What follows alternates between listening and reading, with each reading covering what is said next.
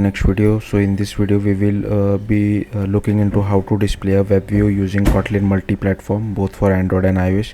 So here is the Android output for my web view. So I'm just displaying google.com, and similarly for iOS as well, this is the output. So I have created a Kotlin multi-platform project, and all you have to do is firstly inside Android manifest you will have to add this internet permission.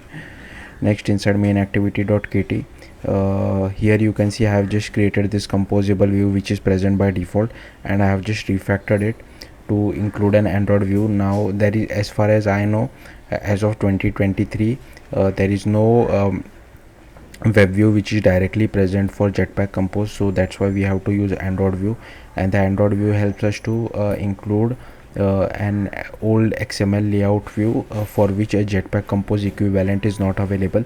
So here you can see I'm just using a web view and I'm occupying the entire width and height, but you can change it according to what you want. And here you can see I'm just loading the URL, so change it according to what you want. Similarly for iOS as well, here you can see there is this content view, but even in iOS there is no web view equivalent for Swift UI, so we have to use that UIKit web view.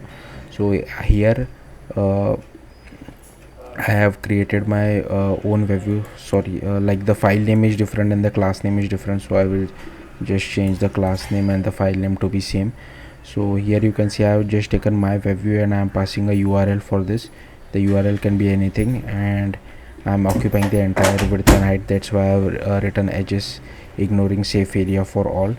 And here inside my web view I'm using UI view representable. We need to use UI view representable whenever you want to display a UI kit view, and MK web view, WK web view sorry, is a UI kit view. So here as you can see we are taking a URL, and then we have to override two methods, make UI view and update UI view.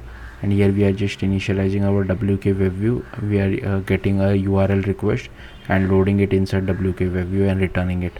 So yeah, that's it. Thank you for watching. Bye.